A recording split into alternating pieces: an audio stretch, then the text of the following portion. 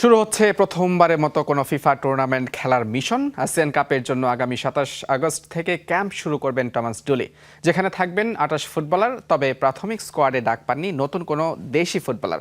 দল আর ক্যাম্পের বিস্তারিত জানাচ্ছেন সহকর্মী মেহেদী হাসান নাইম। ব্রাজিল দল আসছে বাংলাদেশে। বাংলাদেশ অনূর্ধ্ব-২০ ফুটবল দলের হেড কোচ জেরার্ড জোন্সের চাকরি আছে কি নেই এসব নিয়ে ফুটবল অঙ্গন যখন উত্তপ্ত, ঠিক তখনই দেশি ২৮ জন ফুটবলারদের নিয়ে ২৭ আগস্ট থেকে ক্যাম্প শুরু করতে যাচ্ছেন টমাস ডুলি।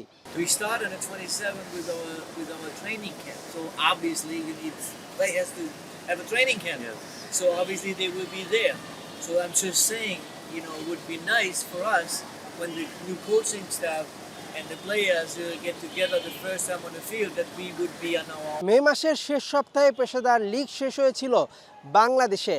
তারপর ফর্টিস এফসি এবং বাংলাদেশ পুলিশ এফসি ছাড়া কেউ কিন্তু অনুশীলনী। দীর্ঘ ফিটনেস ঘাটতি কাটাতে প্রায় ১ মাস ট্রেনিং ক্যাম্প করতে যাচ্ছে টমাস ডুলি। সম্ভাব্য ক্যাম্প ভেন্যু কিংস অ্যারেনা। প্রাথমিকভাবে বিকেএসপিতে একটা ক্যাম্প করা যায় কিনা সেটাই ভাবছিল বাফুফে, কেননা সেখানে ফ্যাসিলিটিস অনেক বেশি, মাঠের খরচ কম, আবাসন সুবিধা বেশি। সব মিলিয়ে দীর্ঘমেয়াদী ক্যাম্পটা যদি সেখানে করতে পারতো তাহলে হয়তো ফিটনেসটাও বাংলাদেশের আরও অনেক বেশি ডেভেলপ হতো। কিন্তু শেষ পর্যন্ত টমাস ডুলি বেছে নিল ঢাকার ক্যাম্পেই। Is there any new player in your 20 squad? Is there newcomer? all the ones that we had in the first game. Brazil জাতীয় ফুটবল দলও কিন্তু বাংলাদেশে আসার একটা গুঞ্জন রয়েছে। অর্থাৎ বাংলাদেশের ফিফা আসিয়ান কাপে কমপক্ষে 4টা ম্যাচ খেলতে হবে, তারপর যদি আবার ব্রাজিলের বিপক্ষেও খেলতে হয়। সে কারণে কিন্তু টমাস ডুলি ভাবছিলেন এবারের প্রাথমিক স্কোয়াডটা একটু বড় করা যায় কিনা, তাতে হয়তো প্লেয়ার ঘাটতির সংখ্যাটা থাকবে না। তাই তো প্রাথমিক স্কোয়াডে দেশি ২৮ জন ফুটবলারকে ডেকেছেন।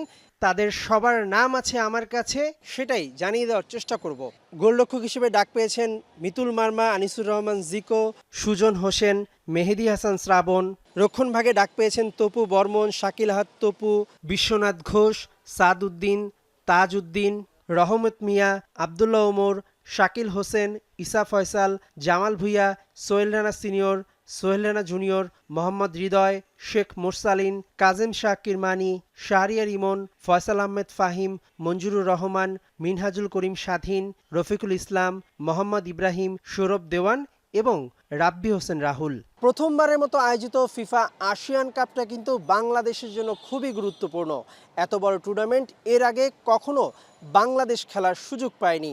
ইন্দোনেশিয়া, মালয়েশিয়া এবং সিঙ্গাপুরের বিপক্ষে ভালো করতে সব ধরনের পরিকল্পনা সাজাচ্ছেন head coach Thomas Dooley. No foreign players at the moment. They're all local players, but we will, with time, inviting some foreign players to have a tryout, come over, train with us for a couple of days. Hamza Chowdhury, Samit Shome, Zayan Ahmed এবং ফাহমিদুল ইসলাম তাদের কেউ কেউ যোগ দেবেন ঢাকার ক্যাম্পে, বাকিরা হয়তো যোগ দিতে পারেন ইন্দোনেশিয়ায়। তবে ফুটবলারদের সবচেয়ে বড় চ্যালেঞ্জ হচ্ছে এই ১ মাসের মধ্যে নিজেদের ফিটনেস ফিরে পাওয়া।